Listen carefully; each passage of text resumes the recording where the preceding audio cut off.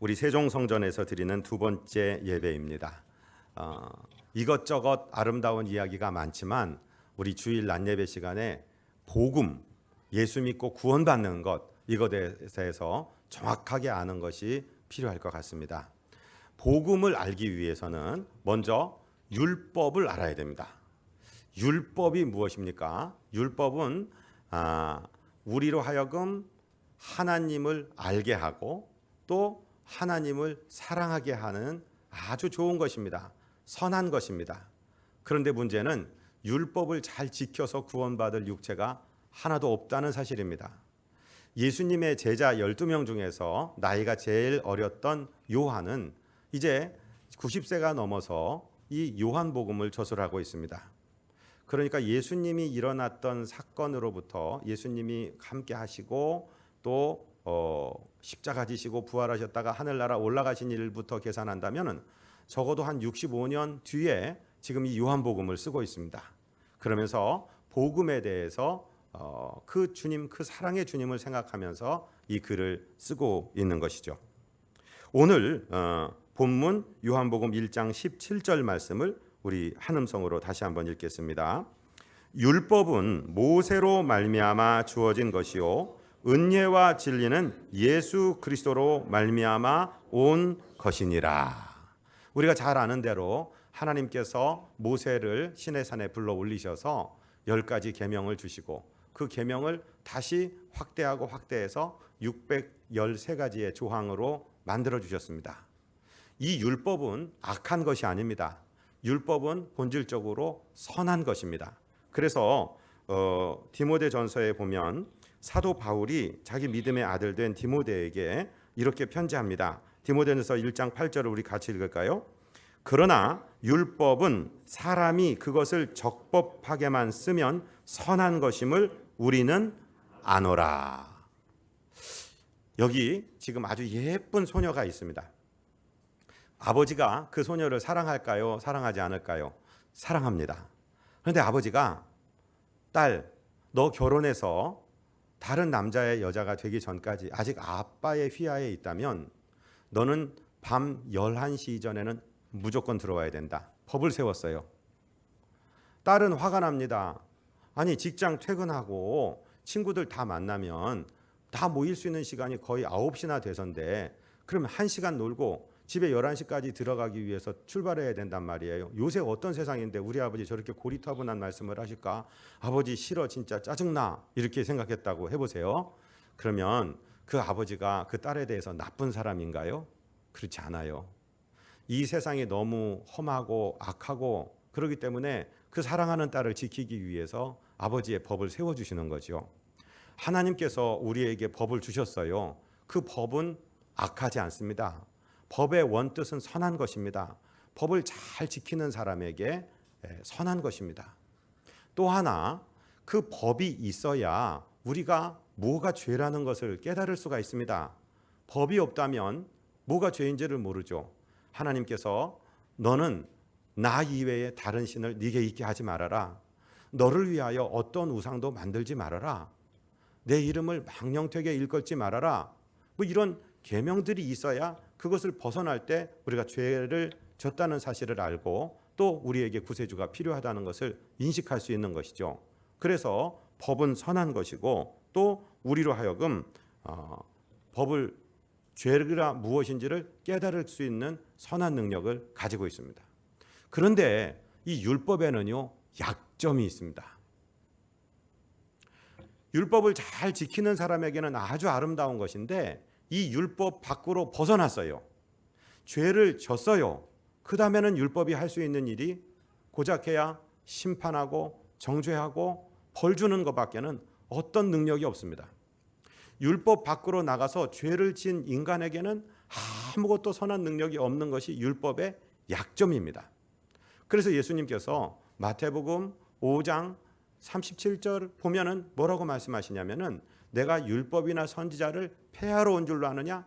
그렇지 않다. 내가 그것을 온전케 하러 왔다. 이렇게 말씀하시는 것을 우리가 볼 수 있습니다. 이제 사도 바울은 로마서에서 이것에 대해서 이렇게 설명하고 있어요. 로마서 3장 20절을 우리 한번 읽을까요?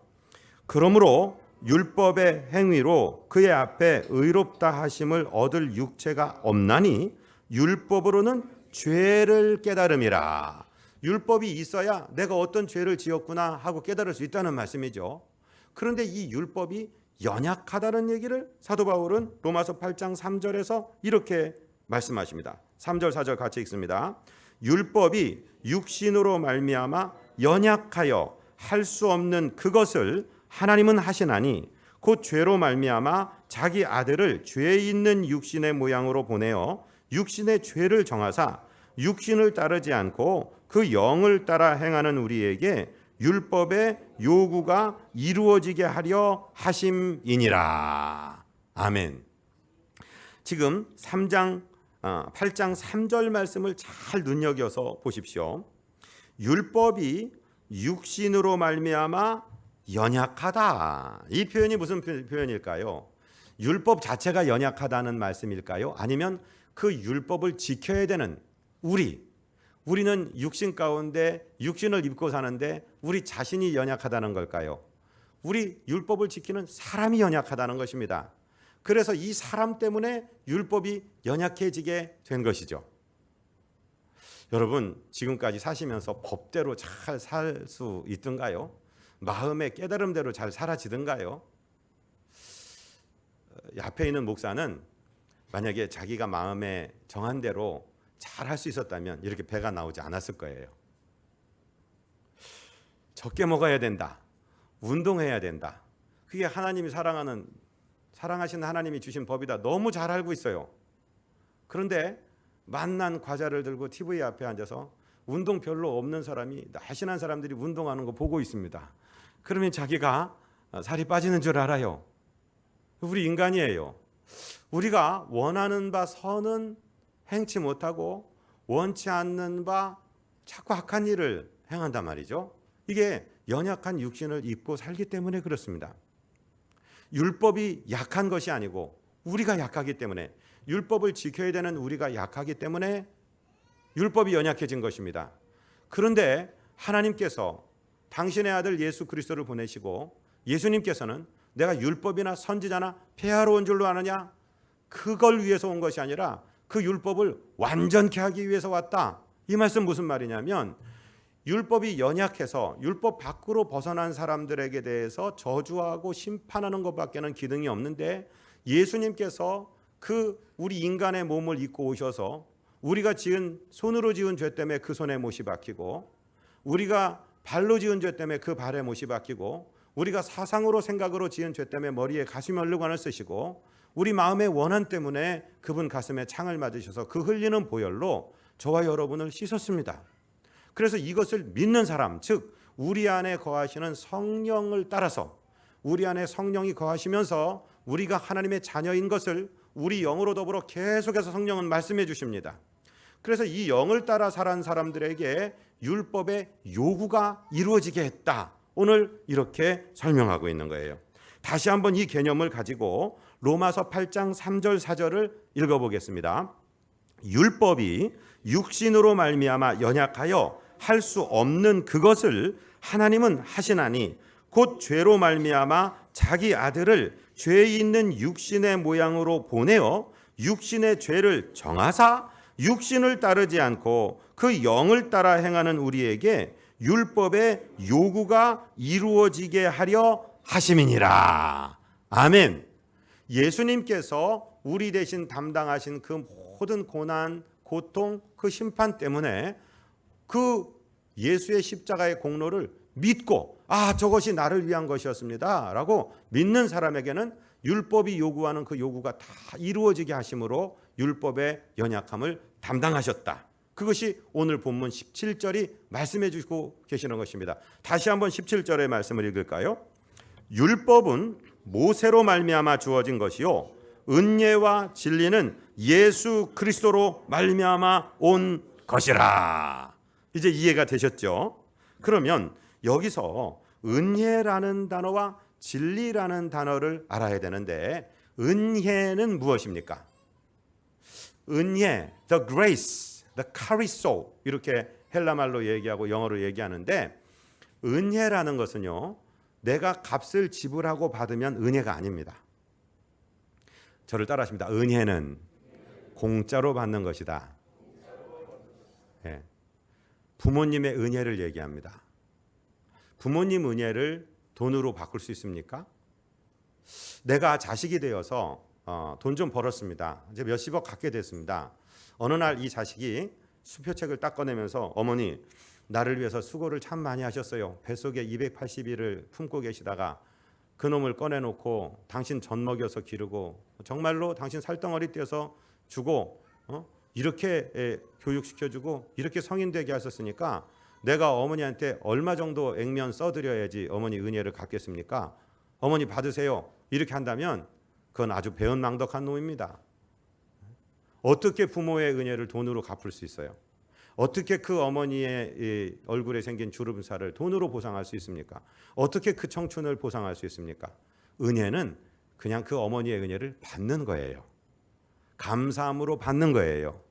여러분, 우리가 죽을 죄에서 구원받은 은혜는 우리의 돈이나 우리의 공로로 갚을 수 없는 겁니다. 그래서 은혜입니다. 예수님이 십자가에서 이루신 것을 믿음으로 하나님의 자녀되는 권세를 얻었다면 은혜 받은 것입니다. 감사함으로 받으시기를 주님 이름으로 축복드립니다. 그런데 진리라는 단어가 나옵니다. 진리는 변치 않는 것, 항상 그대로인 것, 반드시 기억해야 될 것, 이런 뜻을 가진 단어입니다. 진리가 무엇이냐면은 예수가 그리스도라 하는 것이 진리입니다. 예수가 그리스도가 무슨 뜻이냐? 미국 사람한테 Do you know who Jesus Christ is? 너 예수 그리스도가 누군지 알아? 그럼 어떤 사람들은 Jesus is his first name and Christ is his family name 이렇게 얘기해요. 그럼 무식한 얘기입니다. 크라이스트 가문의 지저스가 아닙니다. 지저스는 그분의 이름이에요. 예수의 이름의 뜻이 무엇입니까? 마태복음 1장 21절에 보면은 아들을 낳으리니 그 이름을 예수라 하라. 이는 그가 자기 백성을 그 죄에서 건지실 자임이라. 구원하실 자임이라. 저를 따라하십니다. 예수 건지신다. 구원하신다. 그분의 이름입니다. 그런데 그리스도는 그분의 타이틀입니다. 그분의 직책을 말하는 것입니다. 여기 있는 목사가 백광현 목사 그러면 백광현이라는 것은 부모가 주어준 이름입니다. 그런데 목사 그것은 그의 타이틀입니다. 그래서 예수 그리스도 그러면 그리스도라는 것이 그분의 직책을 나타내는 것입니다. 너무 쉬운 얘기를 하니까 싱거우십니까? 진리는 쉬운 겁니다. 간단한 겁니다. 그런데 그리스도라는 말의 뜻을 알아야 됩니다. 그리스도는 성경에 쓰여져 있는 헬라말 크리스토스에서 왔습니다. 이 크리스토스가 영어로 가면 크라이스트가 되는 것이고요. 이 크리스토스가 포르투갈어로 가니까 찌리사투 이렇게 되는데 이 찌리사투를 중국어 음가로 쓰니까 기리사독이 됩니다. 기리사독이 기니까 기독자를 꺼낸 것입니다. 거기 무슨 뜻이 있는 게 아니라 음가를 그렇게 꺼냈다는 것입니다. 일본 갔더니 기리스도 이렇게 발음합니다. 태국 갔더니 끄릿 이렇게 발음합니다. 그런데 이 말을 예수님 네 나라 말 히브리 말로 옮기면 메시아 이렇게 합니다. 그러면 도대체 메시아, 크리스토스, 크라이스트, 그리스도 뭔 뜻이요? 그 뜻은 기름 부음 받은 자 이런 뜻입니다. The anointed. anoint 하는 것은 기름을 졸졸졸졸졸 부어주는 것을 anoint라고 해요. 근데 수동태로 the anointed 그 기름 부음을 받았다는 뜻입니다. 이스라엘의 역사를 보면 세 가지 직능을 가진 사람이 즉위식을 할 때 기름을 부어줍니다. 머리에. 제일 먼저는 왕이 즉위식을 할 때 머리에 기름을 붓습니다. 사무엘이라는 이스라엘의 선지자가 초대왕 사울과 이대왕 다윗에게 양각, 양뿔에 기름을 채워 가져가서 부었습니다. 그랬더니 성령이 충만하고 그 사람이 왕이 되었습니다. 예수님이 왕이십니까? 그러면요. 왕 중에 왕이십니다. 모든 권세이십니다. 예수님은 이 지구의 만유이시며 만유를 다스리시는 예수님이 왕이십니다. 그래서 예수는 그리스도, 예수는 주 우리가 찬양할 때 첫 번째 뜻이 예수님이 이 세상 만물의 왕이시다, 또 나의 왕이시다, 이것을 선언하는 신앙 고백이라는 것입니다. 아멘. 두 번째는 제사장이 즉위식을 할 때 머리에 기름을 부어줍니다. 제사장은 뭐 하는 사람일까요? 제사를 주관하는 사람이죠. 제사의 본질은 무엇일까요? 제사는 하나님께 짐승을 잡아서 피를 흘리고 태워드리는 것입니다. 원래 우리가 죽어 마땅한 죄를 지었습니다. 우리가 죽어야지 되는데 이 사람을 죽일 수가 없으니까 짐승을 죽입니다. 일반 평민이 죄를 지으면 양을 한 마리를 가져가야 되고, 족장이나 제사장이 죄를 지으면 소를 한 마리 가져가야 되고, 가난한 사람 양이나 소를 살 수 있는 능력이 없으면 집비둘기나 산비둘기 2마리라도 가져가야 됩니다. 그러면 성막 문 앞에서 제사장이 그 짐승을 검사합니다. 흠이 있지 않나, 다리를 절지 않나, 피부병이 들지 않았나, 눈이 멀지 않았나 봅니다. 그래서 무흠하면 그 짐승을 가지고 그 제물, 양을 가져온 사람을 제주, 제사 드리는 주인을 부르는데, 그 제주의 손을 양의 머리에 얹고 안수기도를 해요. 그러면 그것은 양을 복주기 위한 안수기도가 아니라 이 사람에게 있는 죄를 전체적으로 양에게 뒤집어 씌우는, 죄를 전가하는 안수입니다. 그리고 이제 칼을 내어주면 이 제주가 직접 양의 목을 베서 피를 받아야 되고, 껍질을 벗겨야, 가죽을 벗겨야 되고, 내장을 꺼내서 청소해야 되고, 각을 뗀다는 말은 타기 좋도록 토막을 쳐서 쌓아놓는다는 얘기입니다. 이 일을 주관하는 분이 제사장입니다. 그 제주는 제단의 뿔을 잡고, 나 때문에 죄 없는 어린 양 한 마리가 희생을 당하는구나 잡고 있어야 돼요. 그러면서 다시는 죄를 짓지 않겠다라고 하나님께 약속을 하는 것을 하는데, 그 일을 주관하시는 분이 제사장입니다. 예수님이 제사장 맞으십니까? 그렇습니다. 예수님은 양과 염소나 소나 암소로 하지 아니하시고 당신의 몸을 직접 생축이 되어서, 희생 제물이 되어서 당신의 몸으로 once for all, 단번에 모두를 위해서 그 거룩한 제사를 담당하신 제사장 중에 제사장입니다. 그 제사장이 즉위할 때 머리에 기름을 부어준다 했으니까 예수님이 우리의 제사장입니다. 예수가 그리스도라고 얘기할 때 그분은 우리의 왕이요, 그분은 우리의 죄를 담당하신 제사장이다. 그 신앙의 고백입니다. 세 번째는요, 예수님은 선지자입니다. 선지자가 즉위식을 할 때 머리에 기름을 부어줍니다. 선지자는 무슨 뜻이냐면요, 먼저 선자 알지자, 또 예언자라고 할 때는 미리 말하는 사람이에요. 하나님이 직접 모든 사람에게 말씀하시지 않습니다. 만약에 하나님이 직접 우리에게 나타나신다면 우리 눈이 멀어버리고 귀가, 우리 하나님이 뭐 저보고 야 백목사야 그러면 제 귀가 터져버렸을 거예요. 고막이 터질 거예요. 그러니까 하나님이 사람을 하나 정하셔서 그 입에 하나님의 말씀을 넣어주십니다. 그러면 그 사람이 이스라엘 백성에게 하나님의 뜻을 전하는 거였는데, 그 선지자가 즉위식할 때 머리에 기름을 부어주는데 예수님이 선지자이십니까? 그렇습니다. 눈으로 볼 수 없는 하나님이 인간의 몸을 입으시고 2000여 년 전에 그 인간의 역사 속으로 뛰어들어오신 하나님, 그래서 하나님이 어떤 분인지를 3년 반을 공생애를 하면서 그대로 보여주신 예수님, 그분은 우리의 선지자 중에 선지자이십니다. 그래서 우리가 예수 그리스도, 그 말은 엄청난 신앙의 고백입니다. 부처님이나 무슨 알라나 마호멧이나 이런 사람들이 우리 하나님이 아니라 예수님만이 우리의 왕이요, 제사장이요, 선지자요, 나의 하나님이다 고백하는 것입니다. 이것이 예수 그리스도가 담고 있는 말입니다. 예수 그리스도가 진리입니다. 진리는 모두에게 해당하는 것입니다. 우리 한국 사람이나 피부가 이렇게 노리끼리 한 사람이나 피부가 하얀 사람이나 피부가 까만 사람이나 모두에게 예수가 그리스도입니다. 아멘. 이분은 1000년 전에 살던 사람도, 우리에게도 1000년 후에 살 사람에게도 이분이 그리스도입니다. 아멘. 그것이 진리입니다. 이것이 믿어졌다, 그것을 은혜 받았다라고 얘기하는 겁니다. 그 예수님의 십자가가 나를 위한 것으로 믿어졌다, 은혜 받았다, 구원 받았다 하는 것입니다. 이것을 성경에서 뭐라고 설명하시냐면 로마서 10장 9절 10절을 같이 읽습니다. 네가 만일 네 입으로 예수를 주로 시인하며 또 하나님께서 그를 죽은 자 가운데 살리신 것을 네 마음에 믿으면 구원을 받으리라. 사람이 마음으로 믿어 의에 이르고 입으로 시인하여 구원에 이르느니라. 아멘. 사랑하고 존경하는 성도 여러분, 솔직하게 대답하셔야 됩니다. 예수님이 나를 위해서 십자가 지셨다. 믿어지시면 아멘. 예수님이 나를 위해서 부활하셨다. 믿어지시면 아멘. 예수님이 나의 왕이다. 믿어지시면 아멘. 예수님이 나의 유일하신 구세주이시다. 믿어지시면 아멘. 그게 은혜 받은 거예요.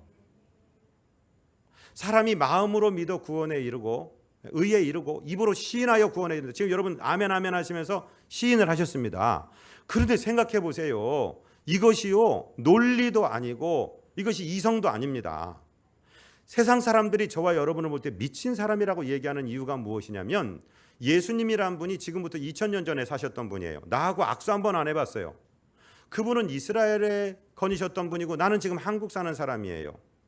2000여 년 전에 33살 잡수신 총각이 십자가에서 못 박혀 죽었는데 그 죽음이 나를 위한 것이라고 믿어진다는 것은 이건 논리도 아니고 이성도 아니고 그걸 신앙이라고 하는데 이건 믿어지는 것 자체가 하나님의 은혜입니다.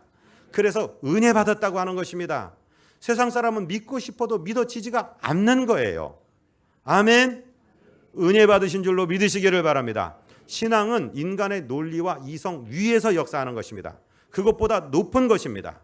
그래서 고린도전서 12장 3절에서 바울은 고린도 교회에 편지 보내며 이렇게 선포하고 있습니다.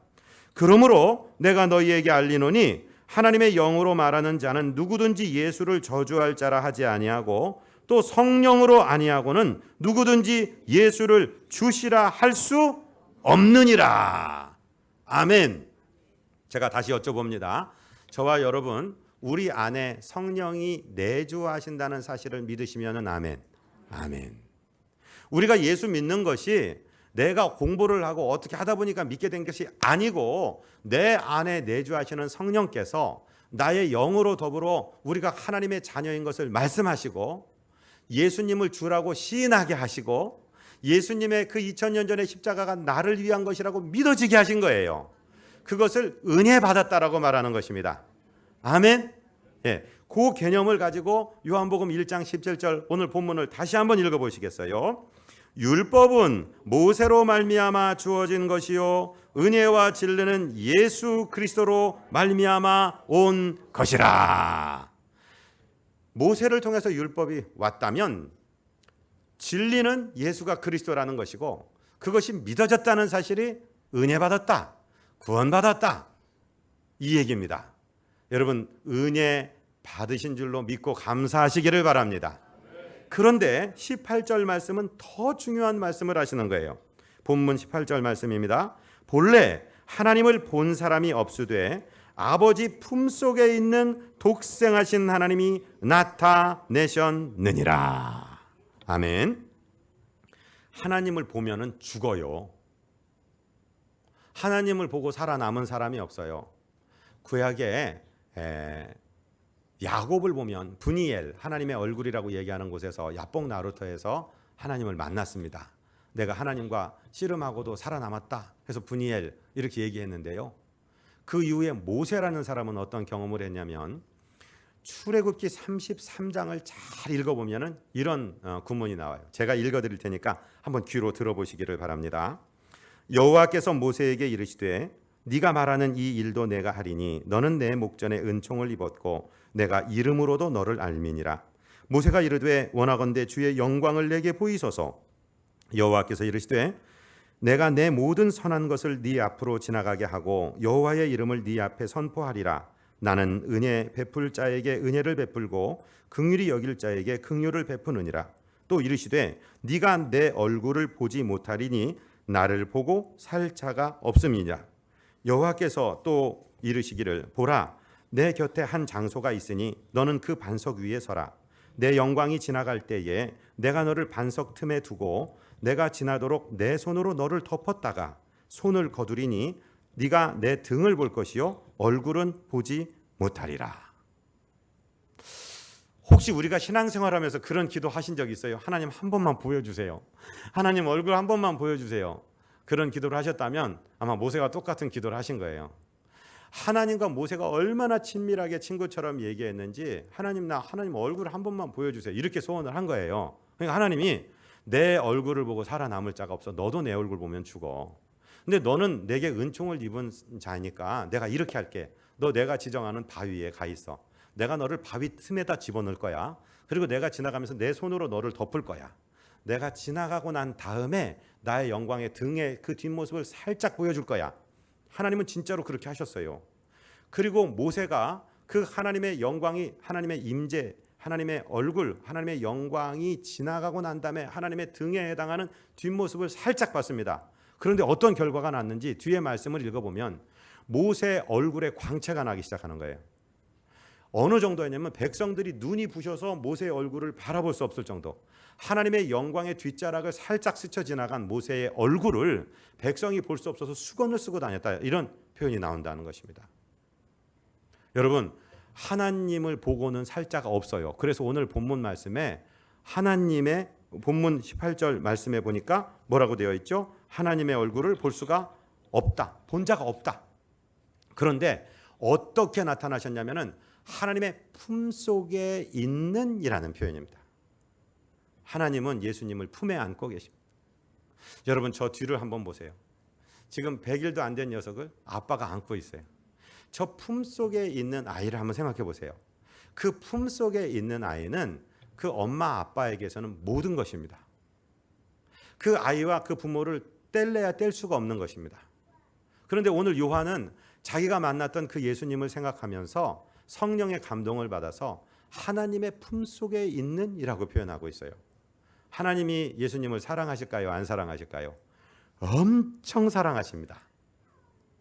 그래서 예수의 이름의 권세가 왜 좋은 거냐면 예수의 이름으로 기도하는 모든 것을 하나님은 다 결제하십니다. 아멘. 믿으십시오. 하나님이 예수의 이름으로 올라오는 모든 것을 결제하실 정도로 예수님을 사랑하십니다. 하나님을 우리가 보면 죽습니다. 그 음성 직접 들으면 고막이 터질 겁니다. 그런데 하나님께서 이 자연 현상을, 자연계의 질서를 파괴하면서 인간이 들을 수 있는 주파수의 언어로 하나님이 말씀하신 적이 딱 2번 있어요. 언제 말씀하셨냐면 예수님이 세례받고 올라오실 때 한 번, 또 마가복음 9장에서 예수님이 변모산에서 변화되셨을 때 한 번 하나님의 언어로 인간의 귀로 들을 수 있는 주파수로 말씀하신 적이 있어요. 주보에 보면은 마태복음 3장 17절 기록되었습니다. 같이 읽습니다. 하늘로부터 소리가 있어 말씀하시되 이는 내 사랑하는 아들이요 내 기뻐하는 자라 하시니라. 예수님이 요한에게 세례 요한에게 세례받고 올라오실 때 하나님이 비둘기의 영상으로 임재하시면서 들려주신 말씀이 이 말씀입니다. 그래서 여러분, 하나님의 사랑을 입은 예수님, 하나님이 기뻐하시는 예수님의 이름을 믿는 자, 그분을 주로 모시는 사람은 복을 받는 거예요. 구원을 받는 거예요. 그래서 세계 지도를 펴고 보십시오. 예수의 복음이 들어가고 예수의 권세가 들어간 나라마다 살만한 나라가 됩니다. 우상을 섬기고 다른 것을 하나님이라고 섬기는 나라는 소를 하나님이라고 섬기면은요, 소똥으로 만든 집에 살아요. 제가 일하러 네팔의 카트만두에 가서 차가 길이 좁고 차는 막히는데 30분 동안 그 더운데 꼼짝도 안 하고 있는 거예요. 그래서 이거 왜 이렇게 안 움직여 있더니 그 대로에서 손님이 주무시고 계신 거예요. 힌디들에게는 소가 성물이고 신입니다. 신이 주무시고 있으니까 차가 올스톱 양쪽 도로가 막 제가 분이 나서 견딜 수가 없어요. 이 선교사들의 마음속에 있는 분입니다. 어떤 사람 우상 앞에 복을 보고 있으면 어떤 사람 자연 앞에 사랑 요구하다가 여러분, 우리 구주 예수 그리스도만이 우리의 유일한 구원이고 길이시고 왕이신 줄로 믿으시기를 바랍니다.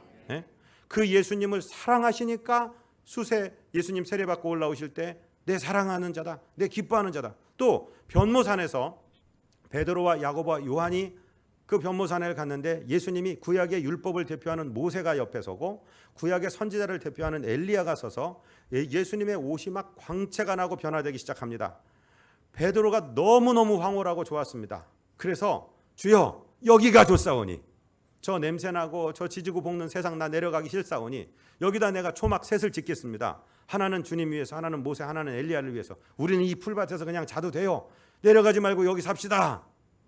그때 주의 음성이 들려옵니다. 하나님의 음성이 들려옵니다. 마가복음 9장 7절 같이 읽습니다. 마침 구름이 와서 그들을 덮으며 구름 속에서 소리가 들리니 나되 이는 내 사랑하는 아들이니 너희는 그의 말을 들으라 하는지라. 아멘. 이렇게 하나님께서 자연의 그 질서를 깨뜨리시고 하나님의 음성으로 말씀하신 제일 중요한 말씀이 예수님 사랑한다는 말씀이에요. 예수님이 내 품속에 있다, 그 말씀을 지금 하시는 것입니다. 그런데 우리가 주님 안에 있으려면 어떻게 있느냐? 예수님이 그 다락방 강화 십자가 지시기 전날 밤에 성령을 소개하시고 당신이 떠나실 것을 말씀하시면서 이제 17장에 가면은 제자들 앞에서 하나님께 기도합니다. 이 기도를 제자들이 듣도록 하십니다. 제자들이 그 진리를 깨닫도록 하십니다. 그런데 그 요한복음 17장의 대제사장적 기도 가운데 21절을 우리 같이 읽어보겠습니다. 아버지여, 아버지께서 내 안에 내가 아버지 안에 있는 것 같이 그들도 다 하나가 되어 우리 안에 있게 하사 세상이 아버지께서 나를 보내신 것을 믿게 하옵소서. 하나님의 품속에 주님이 계십니다. 예수님 안에 하나님이 계십니다. 그리고 예수님은 우리에게 너희는 나의 안에 거하라 말씀하십니다. 그렇게 또 기도하십니다. 저와 여러분 주님 안에 계신 것을 믿으시기를 바랍니다. 우리가 나 혼자 호를 단신으로 적진 속에 떨어져 있다 할지라도 그때 주님이 나와 함께 계신 것을 믿으시기를 바랍니다. 주님이 함께 계신 것은 하나님 아버지가 함께 계신 것입니다. 주님은 하나님의 품속에 있는 하나님이십니다. 그런데 제일 중요한 말씀이 이 오늘 본문 18절 말씀의 뒷부분에 나오는 거예요. 오늘 본문 뒷부분을 같이 한번 18절 말씀을 다시 한번 읽을까요? 본래 하나님을 본 사람이 없으되 아버지 품속에 있는 독생하신 하나님이 나타내셨느니라. 지금부터 제 말씀을 잘 들으셔야 됩니다. 예수님이 하나님이십니다. 이걸 믿어야 예수 믿는 겁니다. 성도님 중에 저는 우리 비전교회 성도님 중에 한 분도 빠짐없이 이 사실을 믿게 되시기를 주님 이름으로 축복드립니다. 예수님이 하나님이십니다. 오늘 본문을 보세요. 아버지의 하나님의 품속에 있는 독생하신 아드님이라고 하는 게 가장 자연스러울 것입니다. 그런데 독생하신 하나님이라고 의도적으로 기록하고 있는 것을 깨달으시기를 바랍니다. 예수님은 하나님이십니다. 독생하셨다는 말은 one and only, 한 분밖에 없고 유일하게 한 분밖에 없는 그 하나님을 얘기합니다. 여러분, 구원의 길은 예수 이외에 없습니다. 앞으로 우리나라 법이 어떻게 바뀌어서 이제 이런 소리를 하면 예수쟁이들 배타적인 얘기한다고 제가 감옥에 갈지도 모르겠습니다. 그런 감옥이라면 1000번 만번 가겠습니다. 여러분, 이건 진리입니다. 하나님의 독생자, 독생하신 분, one and only, 한 분이시고 그분밖에 없는 그분은 하나님이십니다. 예수님이 하나님이신 것을 믿어야지 구원받은 것입니다. 아멘. 지금 우리 기독교와 타종교를 구분하는 가장 분명한, 가장 강한 콘트라스트를 나타내는 진리가 바로 이것입니다. 무슬림들도, 이슬람 교도들도 예수 믿는다고 그래요. 이슬람이 여러 종류의 이슬람이 있습니다. 이 무슬림들 중에 세속적인 무슬림은 우리 다 친구야, 형제야 이렇게 하면서 우리도 예수 믿어. 그런데 예수에 뭘 믿냐면 예수가 동정녀 탄생한 거 믿는다. 한센병자 고친 거 믿는다. 바다 위를 걷는 거 믿는다. 죽은 자를 살린 것까지 믿는다. 그런데 하나님의 아들, 하나님 그런 소리 하지 마라. 하나님의 아들이라고 하고 예수가 하나님이라고 하는 것 때문에 교회를 불질르고 예수쟁이를 죽이는 겁니다. 왜요? 하나님의 아들이 아닌 이유는 하나님이 아들 낳으려면 여자하고 동침했다는 소리인데 그건 참남한 거다. 그 사람들은 단순하기 때문에 그걸 받아들일 수가 없어요. 하나님의 아들이 있다는 개념을 받아들일 수가 없어요. 그래서 even 마리암의 아들, 이렇게 마리아도 아니고 미리암도 아니고 마리암이라고 성경을 이상하게 알아갖고 그렇게 얘기를 해요. 또 하나, 예수님이 하나님일 수가 없다는 거예요. 그래서 2004년도에 SBS의 그 돈으로 그 방송을 다 매수해서 PD들을 매수해서 만든 것이 뭐냐, 그는 인간의 길을 걸어간 선지자는 맞는데 신의 길을 걸어간 하나님이 아니다, 그 얘기하려고 그 난리를 치면서 그렇게 얘기한 것입니다. 그러나 저와 여러분은 예수님이 하나님의 유일하신 아들이요 유일하신 하나님이심을 믿게 되시기를 주님 이름으로 축복드립니다. 그래야 구원받은 사람입니다. 인간으로는 인간이 인간을 구원할 수 없습니다. 하나님이어야 우리를 구원할 수 있습니다. 죄 있는 인간이 어떻게 다른 인간을 자기도 구원하지 못하면서 구원한다는 얘기입니까? 예수님은 하나님이십니다. 동시에 인간이 지은 죄를 인간이 벌을 받아야 되기 때문에 하나님이 인간이 되신 것입니다. 예수님은 100% 또 사람이십니다.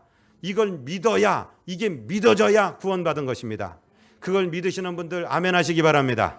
구원 얻은 성도인 줄로 믿습니다. 그래서 예수님이 직접 이렇게 말씀하셨습니다. 요한복음 5장 24절입니다.